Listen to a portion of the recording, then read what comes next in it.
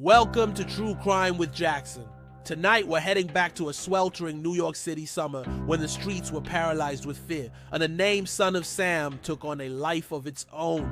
It's July 29, 1976. In the quiet neighborhood of Pelham Bay in the Bronx, two young women, Donna Lauria and Jody Valenti, sit in a parked car chatting into the early hours. Suddenly a man approaches, removes a .44 caliber revolver and opens fire. Donna is killed instantly, Jody wounded. There's no clear motive, no robbery, just raw violence. It is a crime scene that will become the template for a string of attacks that stokes a city's deepest anxieties. The press doesn't know it yet, but the killer has just begun.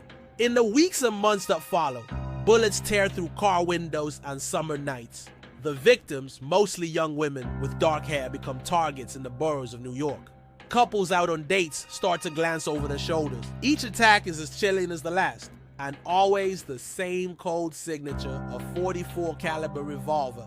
The media, hungry for answers in a headline, dubs the phantom gunman the .44 caliber killer.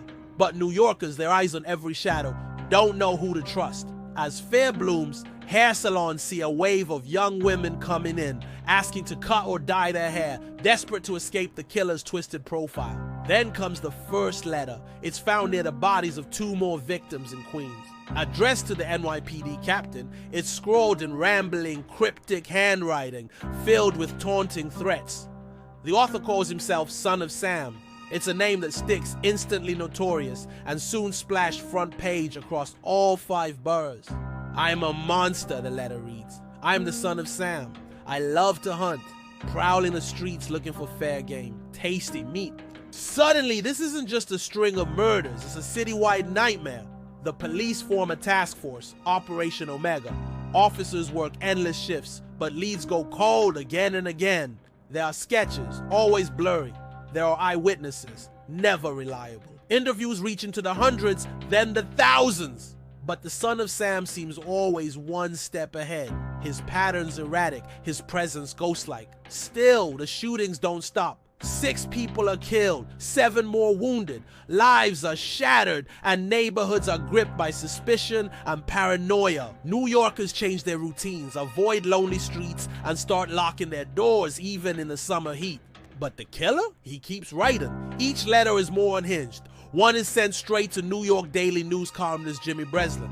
Written with a sneering tone, it mocks the police and begs for attention. Now, the Son of Sam isn't just a murderer, he's a performer, using the city as his captive audience. The pressure mounts. Every patrol car is on the lookout.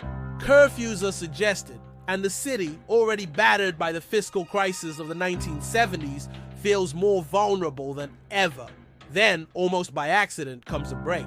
On July 31st, 1977, the anniversary of his first attack, there's another shooting, but this time, a dogged investigation finally turns up something concrete. A resident noticed a man with a dark car and a parking ticket right near the scene. Police traced the ticket to a postal worker named David Berkowitz. It all comes together rapidly. On August 10th, officers surround Berkowitz's Yonkers apartment. They find him in his car, a .44 caliber revolver sitting beside him, just as they'd feared. His words? Simple. You got me. What took you so long? Inside his apartment, the search reveals evidence everywhere. Letters, maps, diaries of the murders. Police arrest him, ending a year-long reign of terror. The terrifying puzzle pieces finally locked together. In custody, Berkowitz tells a bizarre story. He claims his neighbor's dog Sam was possessed and demanded that he kill. The media soaks up the lurid detail, but psychiatrists later describe Berkowitz as a paranoid schizophrenic. He pleads guilty to the murders and is sentenced to 6 life terms, removing the Son of Sam from the streets for good. But his crimes left their mark. New York City, already under pressure from poverty, crime, and fear, became even more vigilant. And the Son of Sam story gave birth to new laws ensuring killers couldn't profit from their crimes or spin their own myths for money. Decades later, David Berkowitz remains in prison, reportedly a born-again Christian, but haunted eternally by the horror he inflicted. The Son of Sam terror revealed just how fragile the safety net of a city could be, and how one man's madness could snare millions in a silent, sleepless dread. This has been True Crime with Jackson. Stay safe, and always remember, sometimes the greatest danger comes not from the shadows, but from the people you least expect.